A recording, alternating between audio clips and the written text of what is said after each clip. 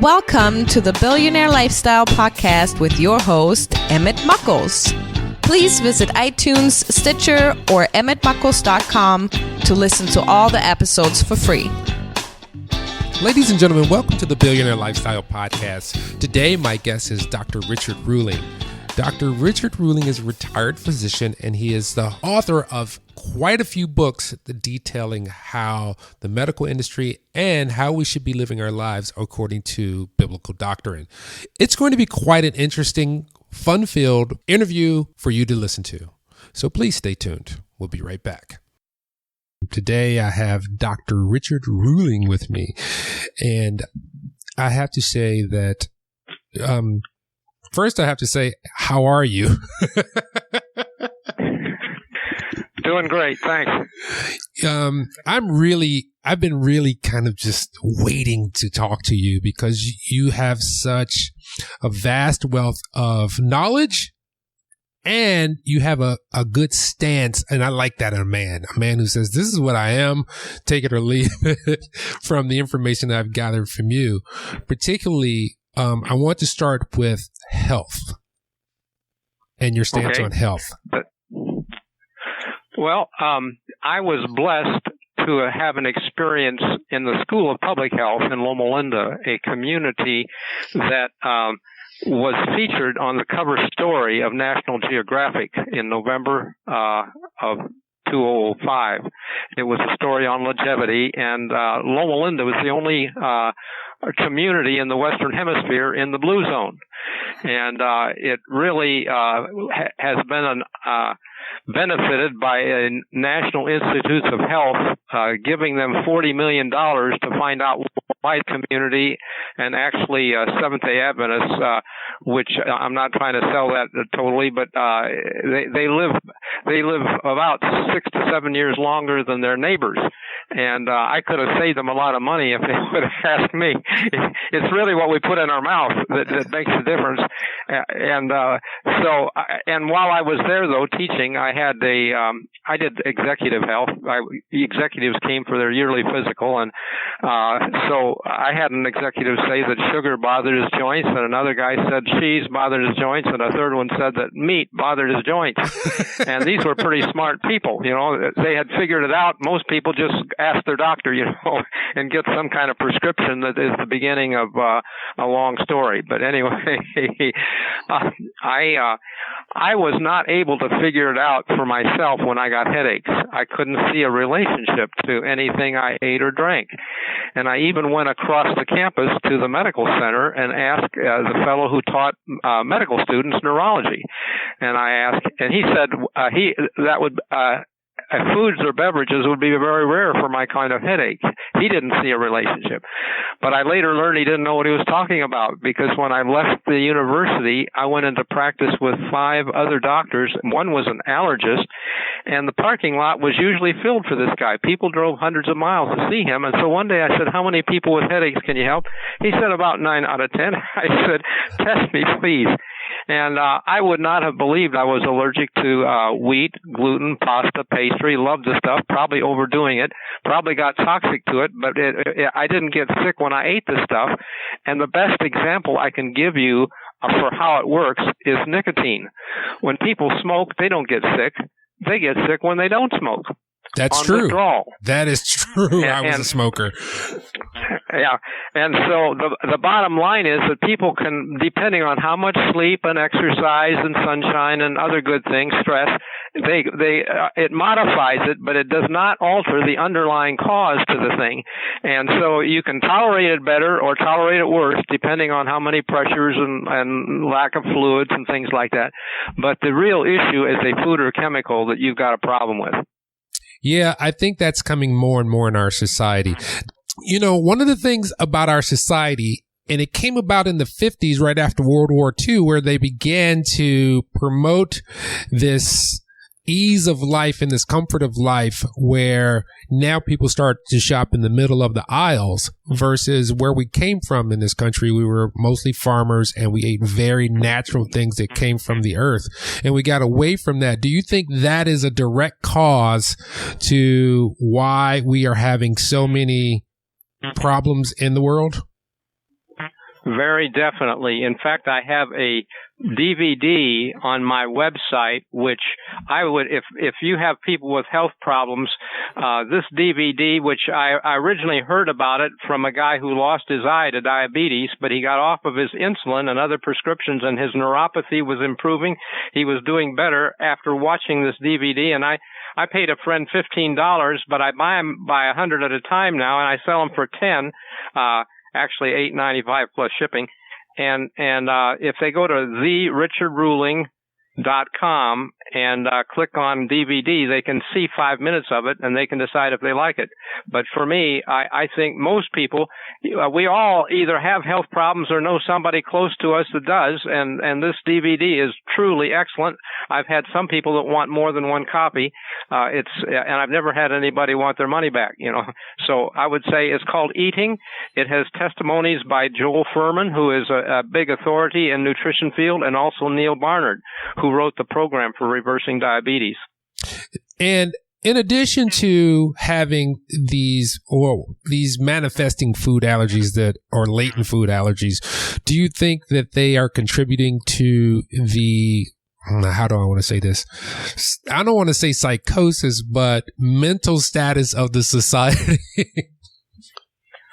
Well, undoubtedly, drugs, particularly mind-altering drugs, are contributing to our society, our nervous, and this will maybe come too close to home for some people, but I wish I had let me say this, that the most overlooked cause for medical symptoms is brown liquids, tea, coffee, colas, etc.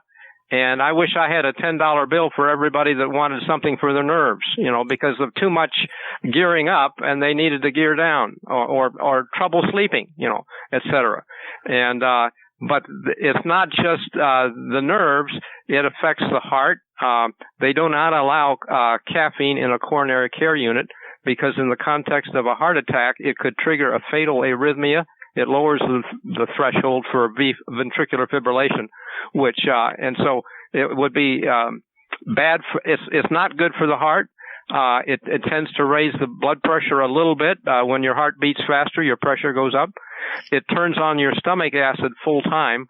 It's a very potent stimulator for gastric acid, and now we need all the acid blockers, to neutralize antacids and so on. Well, if people didn't do that to their stomach, they wouldn't need so much prescription. So the pharmaceutical companies love caffeine because it creates a need for their business. And, with that too, because coffee has become its own entity in America. And even myself, I got addicted to, I didn't even get addicted to it, but I saw the effects where I had really strong coffee and had withdrawals on the weekend from working this job. So I laid off that and went to the cheaper stuff. But still, with that, we still have this problem in America. And is there a substitute, and what process could someone use, other than cold turkey? Because cold turkey is a serious. It is for some people, but truthfully, I did help with what is known as the 5-day program to stop smoking, and that is also a hard addiction to break. But cold turkey is the way to go with smoking, and I tend to believe it's the way to go with most things. It's something that eases it in and out. I'm not sure it is as successful. The 5-day program to stop smoking, when I was at the University of Arizona, we had 150 people attending that program, and on the 5th night, over 100 had not smoked in the previous 24 hours. And the issue is that if you pay the price and go through the discomfort, you really don't want to go back to that. And I would say if I were having a caffeine problem, I grew up in a home where my dad had stomach problems, so we never did have coffee at home. And I've never had a regular cup of coffee. I did drink Cokes as a teenager, but I would just say take aspirin, take Tylenol, take something else for the headache. Go through it. Charcoal sometimes. Activated charcoal will lower the effects of withdrawal on sometimes when you're feeling real bad. It might be a help as well. But anyway, I know that it's some people have severe withdrawal, but most people it's not quite that severe. Yeah, I really understand that people are trying to get control. Certain people are trying to get control of their life, and they're starting to understand. One of the things you talk about is how the food industry is not really. They're not our concern. They're just interested in selling. That's right. And, when you look at the products, the placement, it's all based on this propaganda that was, kind of pulled out of Edward Bernays, where they can say, we know how to get to you because we're going to get to you through your feelings, particularly your children. So, have you seen where the generations, and with food in particular, is affecting the children more or less than adults? I think it does affect children more because they're smaller. They get the same size of pie as we do, or something like that. In other words, for their little size, they get proportionally a lot more sugar and et cetera. So I think that they are hyped up and overactive, and they watch these cartoons on TV and so on, and it impacts them more than us perhaps. I think that when you asked earlier about the foods and the mind, I think a lot of it is also the mental inputs from TV, music, things like that as well. Yeah, one thing that I really liked about your website is the fact that you link to your blog, and I am not a conspiracy theorist. Yes, I am, to a degree. But one thing that struck me, like just blew my mind, was when you had this blog post referring to Pope Francis and the image that you had with the Baphomet. that just made me like, wow. I was like, this guy is onto something. I don't remember what picture. Say it again, because I didn't get what you just said. There's a picture of Pope Francis, and he's throwing up like the rock sign, like the Baphomet.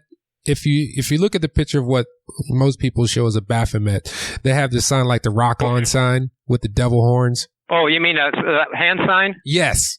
Are you talking? Yeah. Okay. I know which one you mean now. Then. Okay. Yeah. Well, hey, there's a lot of stuff like that we don't realize, but it's probably there.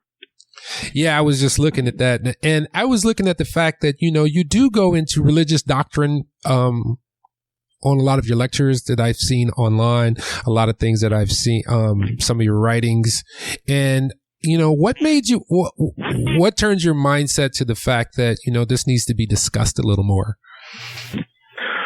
Well, I am very thankful for a very strong Bible background growing up, going through a Bible college, and even the medical school I attended, but we had a Bible class each quarter. And so, but it was really not until 1986 when I went to a prophecy conference with a friend that I was really turned on to see a lot of things, and I see a lot of meaning. That there's a good reason, I think, why the Bible is the number one bestseller all time, and it is because it has good, solid information. It's not just for women and children, I mean, and unfortunately, though, there's been a lot of baloney and misunderstanding because, what can I say? I do not believe, for example, that we're going to be suddenly snatched off this planet to avoid trouble.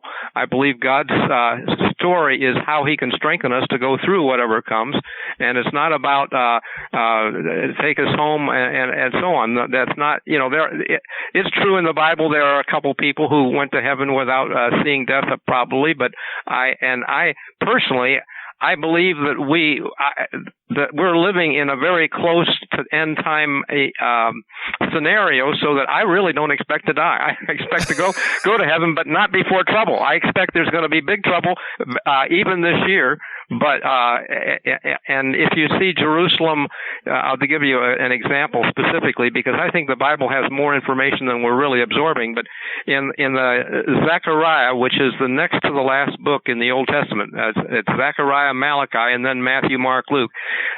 Zechariah 14, it says, "The day of the Lord comes, and all nations will be gathered against Jerusalem to battle.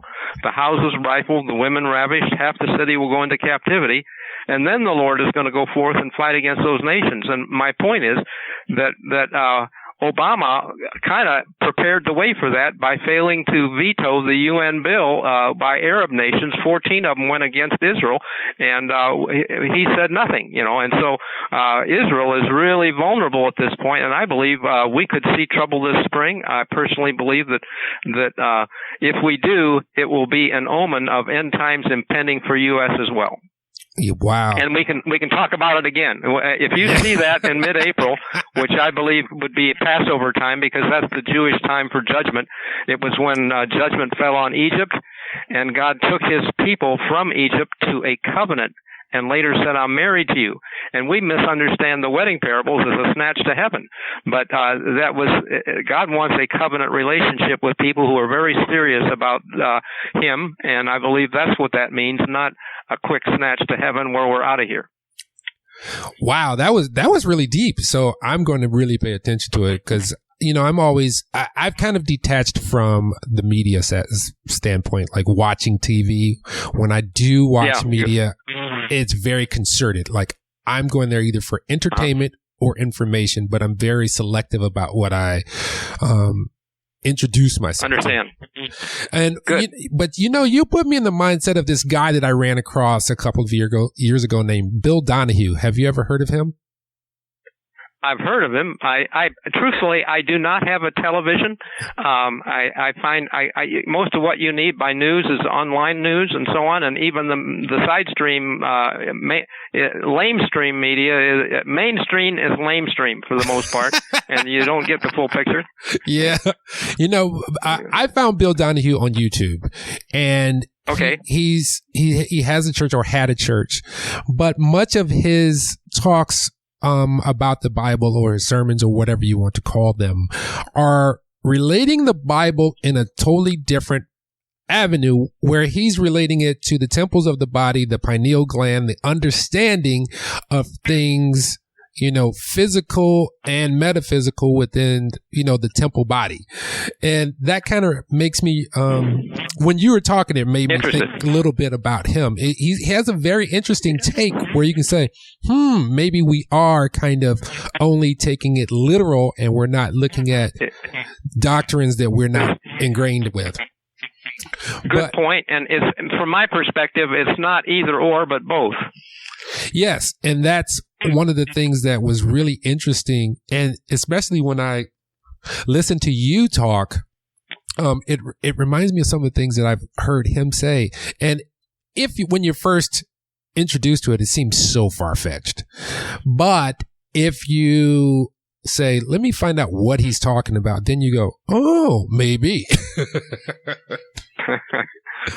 But you have some interesting perspectives and some understanding of what humans are going through, particularly because you were a physician, and you could see that one thing that you said is don't really ask a doctor for help.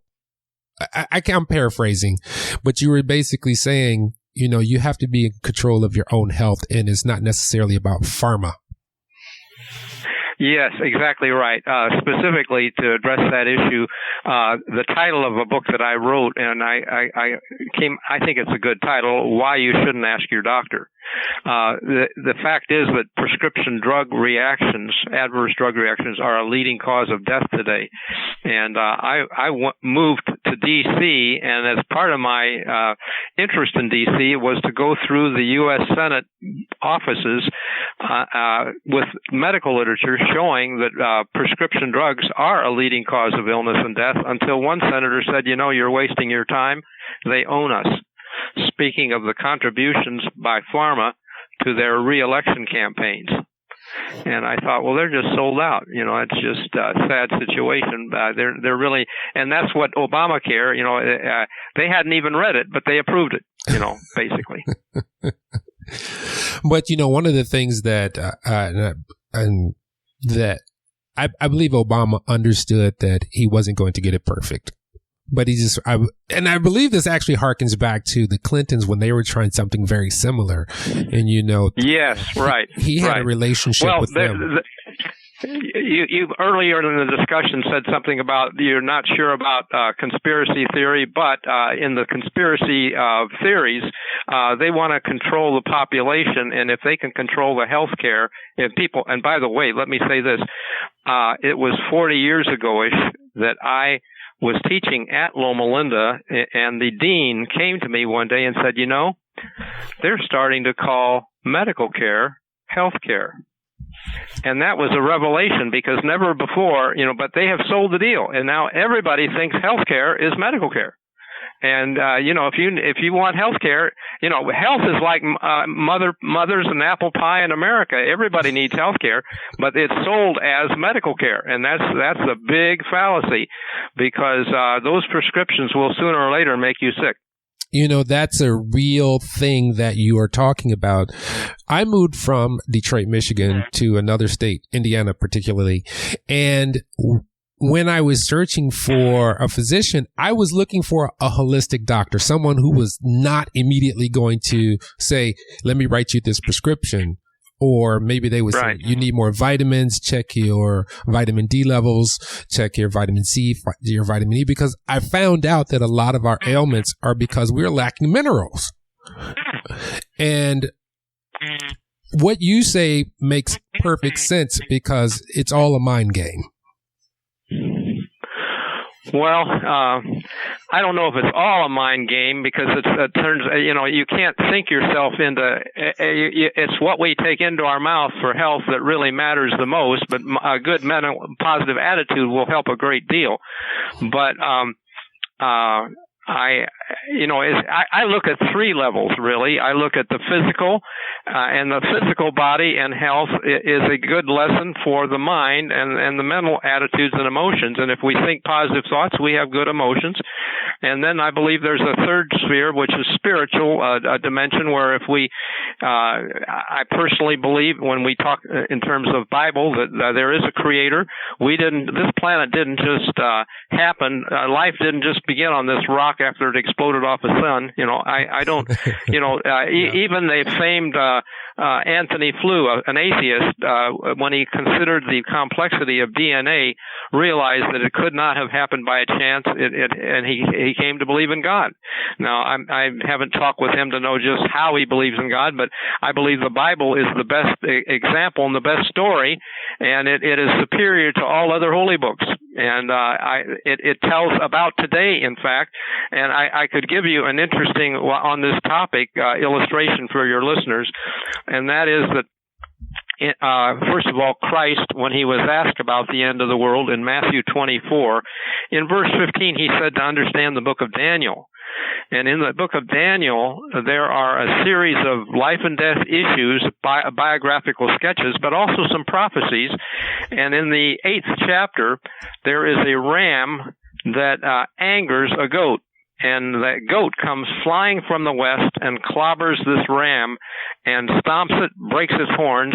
And the Bible explains it. It says the horns are the kings of Media and Persia, and the goat, the horn, the great horn, was the first king of Greece, which was Alexander the Great. We understand that. We say, oh, that's interesting. But the thing that we miss is that verse 17, Gabriel tells Daniel, this vision is at the time of the end. Oops. All of a sudden, we look at the Medes and Persians as Iraq and Iran. And I wrote a book with before 9/11 said that we would go to war against Iraq, and I believe our next war will be against Iran. And I believe as soon as they do something stupid in Jerusalem, that will be the trigger. And so I believe things are very close. We've emboldened them. We've signed an agreement that Iran is getting billions of dollars just to sign that deal, and they're not faithful to it. But hold on. I believe the Bible is very relevant to today and beyond. So thank you for letting me share that. Oh, no problem. Because, when I grew up in the church, as a matter of fact, I was a musician, the church made me want to become a musician, actually. And I spent a lot of time in the church, and I remember this succinctly. The reverend preacher said, I need everybody to sit down. I need the choir to sit down. And he says, I want to teach today. And I said, oh, okay, fine. We all put our stuff away. We sat down. And he said, if you don't read the Bible, I can tell you anything and you'll believe it. That was the day. I think I was about 27. That was the day that I started at Genesis and started working my way through it. It took me about a good year and a half to get through it, but I learned a lot. The caveat to that was I was in another church and this guy and this preacher was saying something. I got up and walked out. I was like, I don't know how you could teach people that when you have to look at the context before and after, because I started finding out that people would take this passage out and make it whatever they want. And that was just my thing. And I was like, it was just not right. We tend to zero in on what we want to believe and say, the Bible says this, but we're not reading the context. And pastors are supposed to be taught in the seminary where they go to train that the context is king and it determines what the real meaning is. But anyway, I agree with you, and I'm glad that you've had some of those discoveries. I believe that I'll give you another example from, many people don't think that America, as great as it is in the Bible. But I believe that in Revelation, the 13th chapter, early Americans believed that the first beast, and by the way, these beasts represented nations or governments or kingdoms, and it's fitting that they were represented in the Bible by beasts of prey. In other words, these governments abuse people and they use them, and they go to war and throw people into harm's way and so on. But specifically, the first beast in Revelation 13, early Americans believed that was the papacy, that they had fled from the old world and they came here. And it said it had a deadly wound. Well, that was the Protestant Reformation and Napoleon's capture of the Pope when he died in exile. But then it said the deadly wound healed, and we see that today. In fact, this year, Lutherans are going to have communion with the Catholic, with the priests and the papacy. They've healed the 500-year wound. Okay, so interesting. That's verse 3 of Revelation 13. But in the context of when this beast, there's a time period given of 42 months, which were months of years. The papacy had this deadly wound around 1798 by Napoleon, but it is in that context that America comes into existence in the 1700s, and so the very next in verse 10 or 11 is a lamb-like beast, a lamb, symbol of Christ, gentle, peace-loving America. Okay, but then it speaks like a dragon, and it causes fire to come down from heaven. Well, we did that with Hiroshima and Nagasaki, and it says that this lamb-like beast causes the world to make an image or a look-alike to the previous beast. I think we're making New World Order to look like the Old World Order, and it will look like it because the Pope will be in charge. So very relevant to today. I believe that people just don't recognize the symbols, and in fact, most Christians don't even read Revelation because they think they're going to be raptured out of here and they don't need it. Bad idea.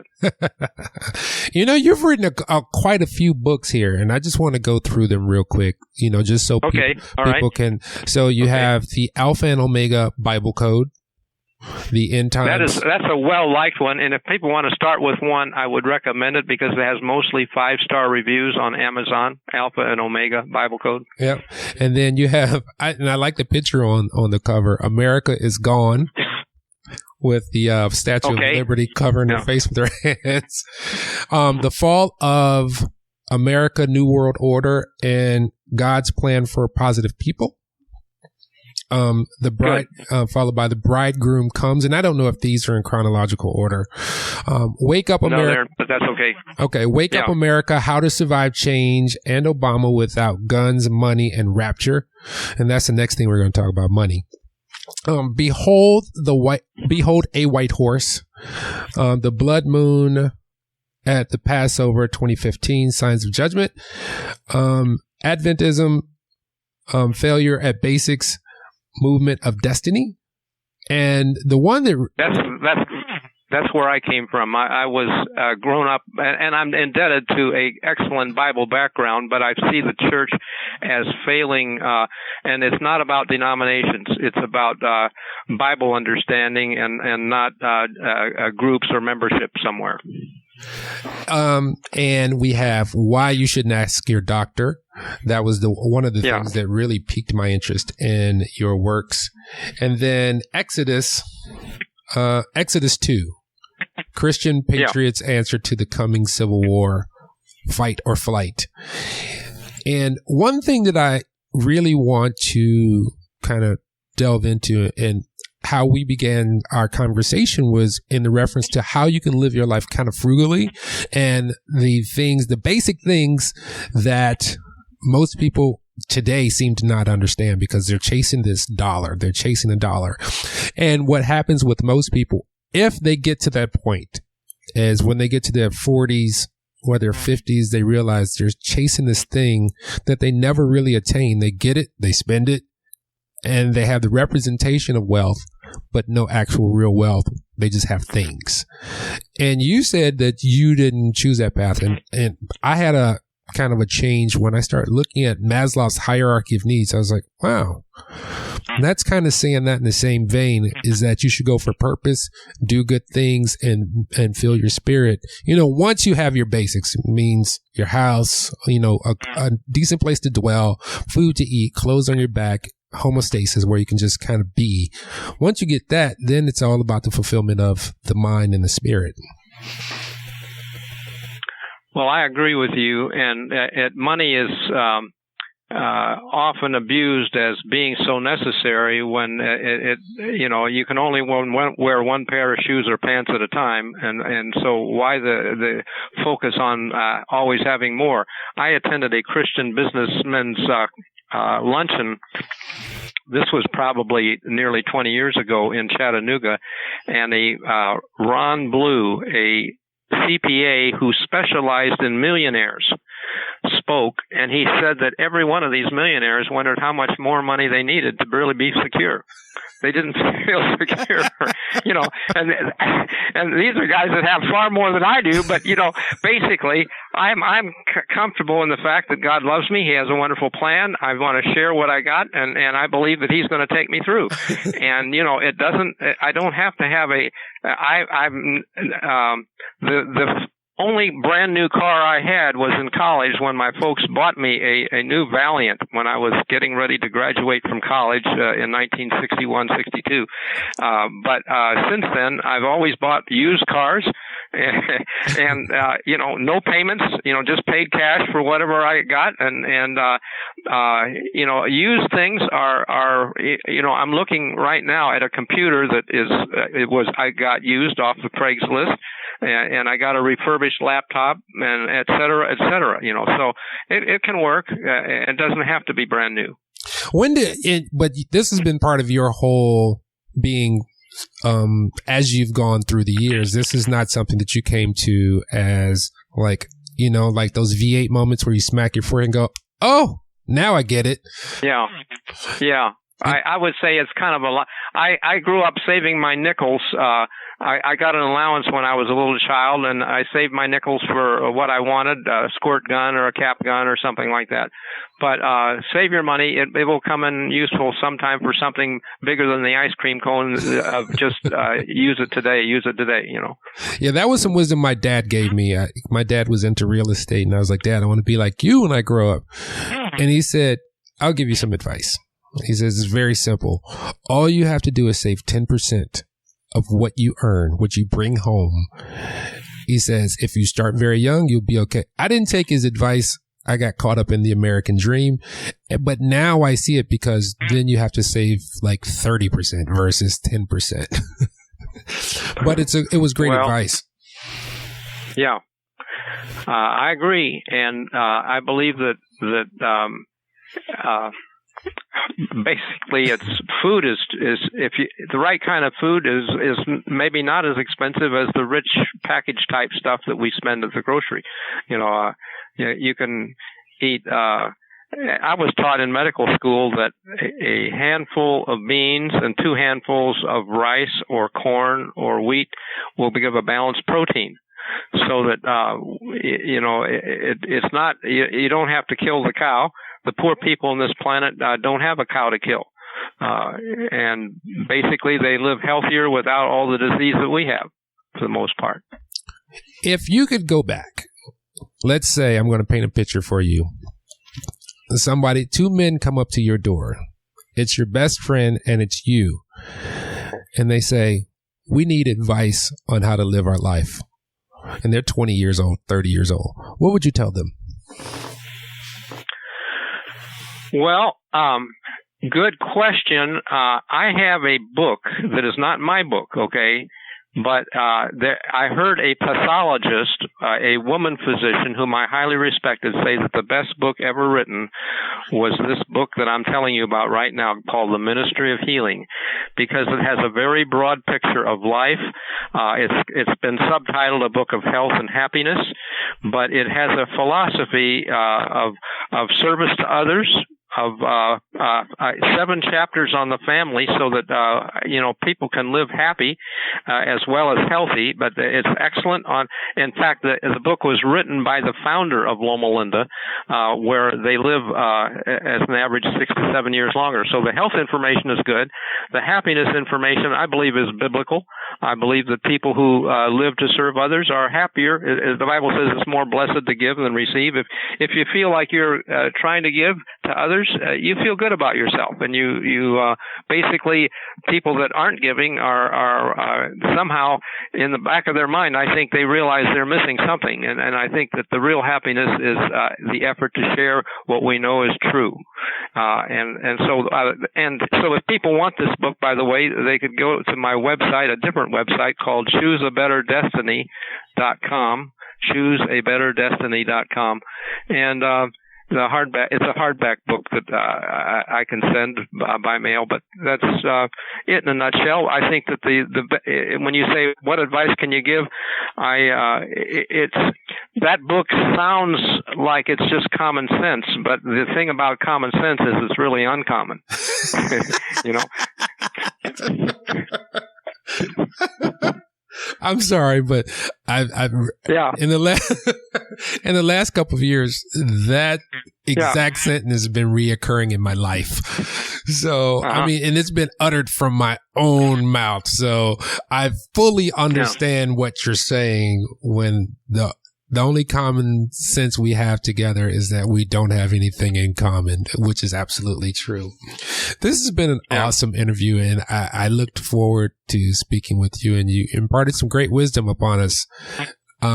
You've been good. Let's hang tight for spring, and if something huge happens at Passover in Jerusalem, we got more to share to look at. And thank you for the time. This is great too. I appreciate you as a person. Thank you so much. But before we go, we have to hit some key points. You have another you have another website that you did not, or we did not discuss, and it's about prescription drugs. Okay, yeah, leading cause of death, prescriptiondrugs.com. It does show, gives the medical literature in the middle column for why prescription drugs really exceed heart disease.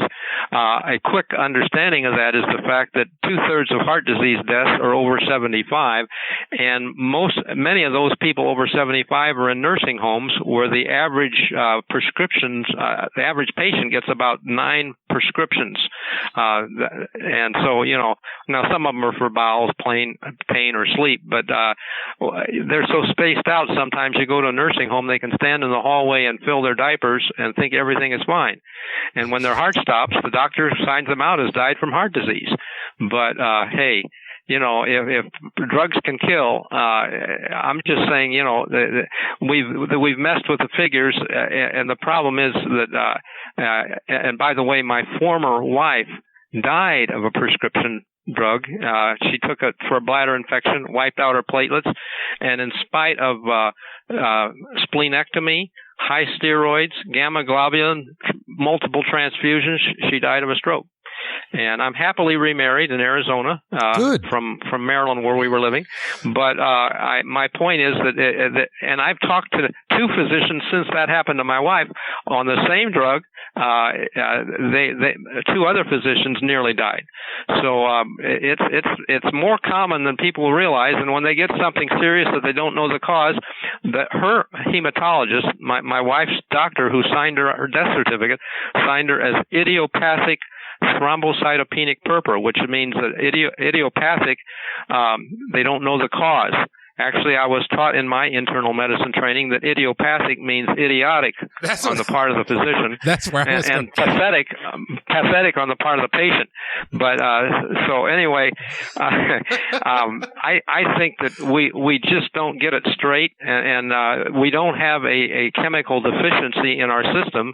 And most, I'm not saying that insulin is bad for diabetes or thyroid is bad if you have a deficiency, but those are hormones that are natural to the body. Most 99% of drugs are a potential problem that risk a side effect or adverse reaction sooner or later. And if you can live without it, you're better off, and you're more likely to find the true cause if you play with your diet or substances we put in our mouth. See what it is when we're better, when we're not. Keep a record, and you may come up with it. Well, thank you so much. One of my heroes was Jack LaLanne. Yes. And I think more people need to revisit that.